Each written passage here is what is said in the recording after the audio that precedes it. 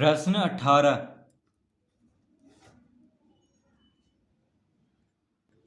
निम्नलिखित बहुपदों का गुणनखंड निकालें। तो प्रश्न 18 का 7वां प्रश्न अभी हल करेंगे।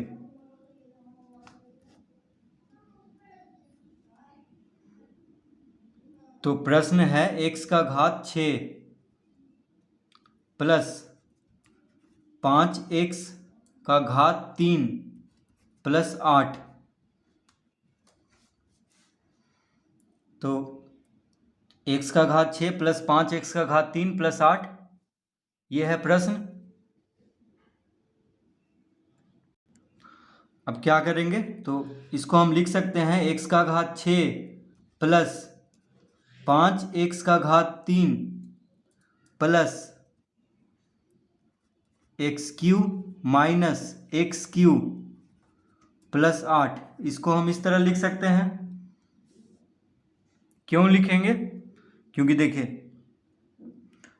x का घात 3 और माइनस एक्स का घात 3 यहाँ पे जोड़ने पे, इस व्यंजक में x का घात 3 माइनस एक्स का घात 3 जोड़ने पे कोई फर्क नहीं पड़ रहा है, क्योंकि एक प्लस में है एक माइनस में है, तो शून्य आ जाएगा, यानी प्लस शून्य। इसमें अगर शून्य को जोड़ दें तो कोई फर्क नहीं पड़ेगा, ठीक है। तो शून्य इससे आ जाएगा, यानी एक्स क्यू में से एक्स क्यू घटाएंगे, एक्स का घात 3 में से एक्स का घात 3 को घटाएंगे तो शून्य आ जाएगा, तो कोई फर्क नहीं पड़ रहा है। तो बस 5x क्यू के साथ एक्स क्यू जोड़ दिए हैं और एक्स क्यू घटा दिए हैं, तो 5x क्यू में कोई फर्क नहीं पड़ रहा है, क्योंकि एक्स क्यू में से एक्स क्यू जाएगा तो शून्य आ जाएगा, क्योंकि एक प्लस में लिए हैं एक माइनस में, तो कोई यहाँ पे फर्क नहीं पड़ रहा है। इस तरह हम इसको लिख सकते हैं। तो अब ये क्या हो जाएगा, x का घात 6 प्लस, अब देखिए ये दोनों को जोड़ देंगे तो 5x का घात 3 प्लस x का घात 3 क्या हो जाएगा, 6x का घात 3 और माइनस एक्स क्यू, ये बच जाएगा। इसको हम नहीं घटाएंगे, ठीक है। इसको अगर घटाएंगे तो फिर से 5x का घात 3 आ जाएगा, इसीलिए इसको हम इसी तरह रहने देंगे और प्लस 8 लिख देंगे। अब 8 को इस तरह लिख लेंगे।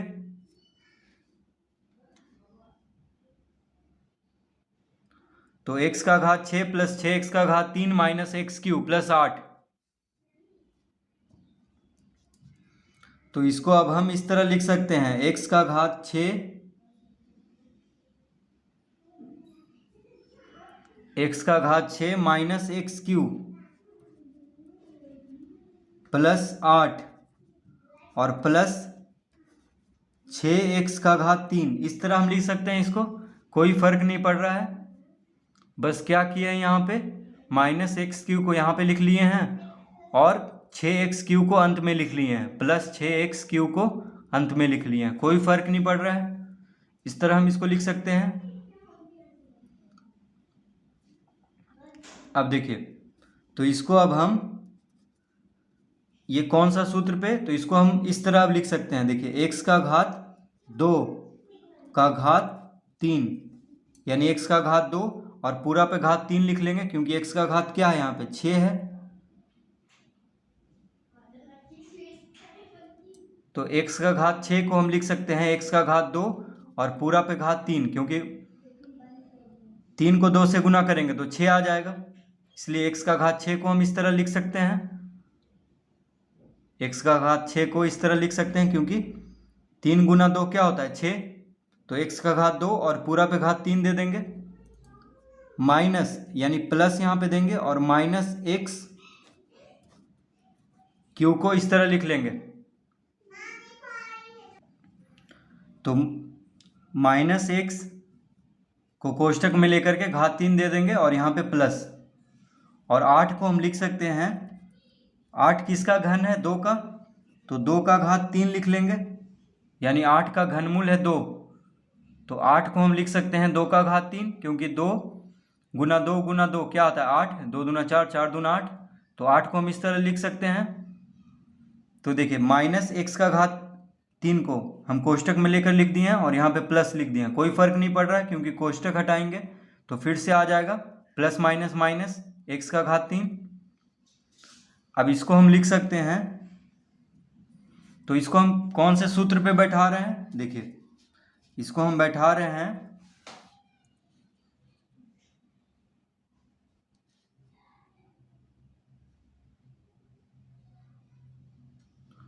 A cube plus b cube plus c cube minus 3 ABC के सूत्र पे। तो ए के जगह पे एक्स स्क्वायर है, देखिए एक्स स्क्वायर ए के जगह पे है, और बी के जगह पे माइनस एक्स है, बी के जगह पे क्या है माइनस एक्स, और सी के जगह पे है 2, और 6x क्यू को हम माइनस 3 ABC के रूप में लिख लेंगे। तो a cube plus b cube plus c cube minus 3 ABC बराबर होता है a plus b plus c गुना a square plus B square plus c square minus a b minus b c minus c a. तो देखिए a cube plus b cube plus c cube हो गया। अब इसको हम माइनस 3 ABC के रूप में लिख लेते हैं 6x का घात 3 को। उसके बाद हम इसको लिख देंगे a plus b plus c गुना a square plus B square plus c square minus a b minus b c minus c a के रूप में। तो 6x, तो a cube plus b cube plus c cube minus 3 ABC यानी 3 गुना ए में कौन है एक्स स्क्वायर है, गुना बी में कौन है तो माइनस एक्स है,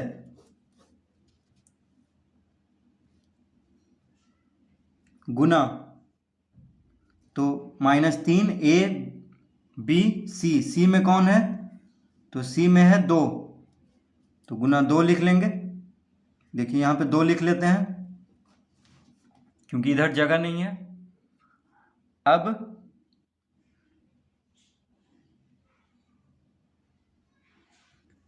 तो इसको हम इस तरह लिख लेंगे a cube plus b cube plus c cube minus 3 ABC। C को देखिए 2 को नीचे लिख लिए हैं क्योंकि इधर जगह नहीं है, ठीक है, तो 2 को यहाँ पे लिख लिए हैं। तो a cube plus b cube plus c cube minus 3 ABC बराबर क्या होता है a plus b plus c. तो ए की जगह पे कौन है, ए की जगह पे एक्स स्क्वायर है यानी एक्स स्क्वायर प्लस बी की जगह पे क्या है माइनस एक्स प्लस सी, सी की जगह पे कौन है तो 2 है यानी x square plus minus x plus 2। तो ए प्लस बी प्लस सी हो गया। अब कोष्टक दे देंगे तो ए प्लस बी प्लस सी गुना ए स्क्वायर, तो ए की जगह पे एक्स स्क्वायर है यानी एक्स स्क्वायर का स्क्वायर, तो ए स्क्वायर हो गया plus B square plus B में कौन है तो बी में माइनस एक्स है यानी माइनस एक्स का स्क्वायर प्लस सी स्क्वायर, तो प्लस देंगे, और सी में कौन है तो सी में 2 है, सी में क्या है 2 है, तो 2 का स्क्वायर लिख देंगे, यहाँ पे लिख देते हैं क्योंकि इधर जगह नहीं है। तो 2 का स्क्वायर माइनस ए बी, तो माइनस ए बी, ए में कौन है तो एक्स स्क्वायर है, बी में कौन है तो माइनस एक्स है, इस तरह लिख लेंगे। फिर माइनस बी सी, तो बी में कौन है माइनस एक्स है, सी में कौन है तो 2 है, सी में कौन है 2 है।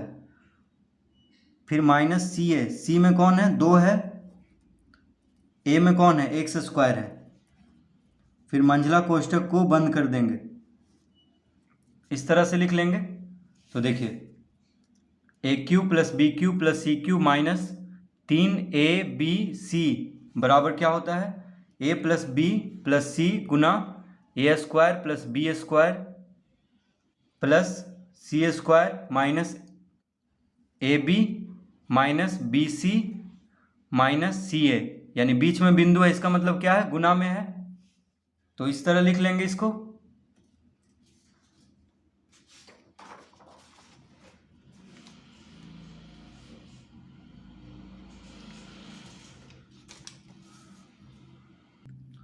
तो इसको अब हम लिख सकते हैं, तो कोष्टक हटाएंगे तो प्लस माइनस क्या हो जाएगा माइनस, यानी x square minus x plus 2 लिख लेंगे यहाँ पे।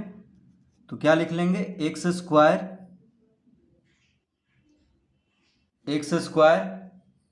प्लस माइनस माइनस हो जाएगा तो माइनस एक्स प्लस 2, इस तरह लिख लेंगे। फिर छोटा कोष्टक लगा लेंगे। अब यहाँ पे एक्स स्क्वायर का स्क्वायर क्या हो जाएगा, यानी एक्स का घात 2 है और पूरा पे घात 2 है, तो घात को गुना कर देंगे, यानी 2 दूना 4, तो एक्स का घात हो जाएगा 4। अब यहाँ पे माइनस एक्स का घात 2 है, यानी माइनस एक्स गुना माइनस एक्स, तो माइनस माइनस क्या हो जाएगा प्लस, तो हम इसको लिख देंगे बस प्लस एक्स का घात 2 प्लस, अब देखिए प्लस का चिन्ह देंगे, 2 का वर्ग क्या हो जाएगा 4, 2 का वर्ग 4 हो जाएगा, फिर माइनस एक्स स्क्वायर गुना माइनस एक्स, अब ये दोनों को गुना करेंगे तो माइनस है और माइनस क्या हो जाएगा प्लस, यानी प्लस एक्स स्क्वायर गुना एक्स क्या हो जाएगा एक्स का घात 3,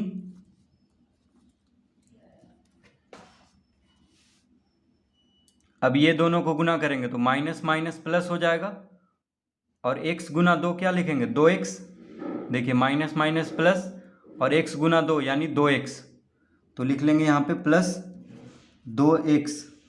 अब ये दोनों को गुना करेंगे तो माइनस 2 गुना x square, minus 2x square, इसको लिख देंगे, क्या लिखेंगे माइनस 2x स्क्वायर, इस तरह इसको हम लिख लेंगे। तो इसको हम इस तरह गुना करके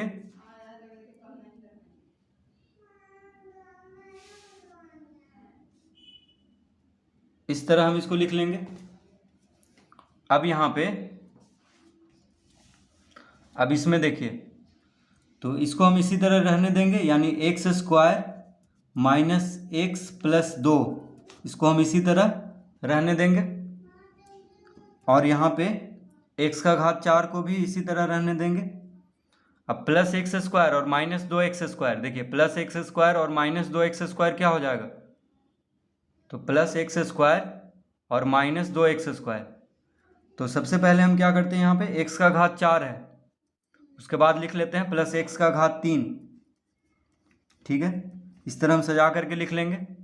तो x का घात 4 के बाद क्या लिख लेंगे x का घात 3, अब उसके बाद एक्स स्क्वायर को लिख लेते हैं, तो माइनस 2x स्क्वायर है और प्लस एक्स स्क्वायर है, तो माइनस में 2 है, यानी माइनस 2x स्क्वायर और प्लस एक्स स्क्वायर क्या हो जाएगा माइनस एक्स स्क्वायर, तो हम यहाँ पे लिख लेंगे माइनस एक्स स्क्वायर, उसके बाद 2x अकेले है तो यहाँ पे लिख लेंगे प्लस 2x, और प्लस 4 ये भी अकेले है तो प्लस 4 लिख लेते हैं नीचे, यानी यहाँ पे, तो प्लस 4 लिख लेंगे और कोष्ठक को बंद कर देंगे। तो ये हो गया इसका गुणनखंड, यानी x square minus x plus 2 गुना एक्स का घात 4 प्लस एक्स का घात 3 माइनस एक्स का घात 2 प्लस 2x प्लस 4।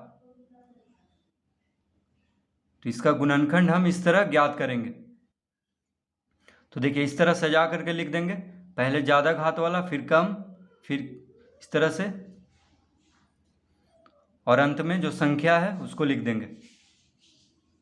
तो ये माइनस एक्स स्क्वायर कहाँ से आया, तो माइनस 2x स्क्वायर और प्लस एक्स स्क्वायर क्या आ जाएगा माइनस एक्स स्क्वायर, क्योंकि 2 में से 1 घटाएंगे तो 1 आएगा, और 2 माइनस में है तो माइनस में, तो 1 नहीं लिखते हैं, सिर्फ एक्स स्क्वायर लिख देंगे।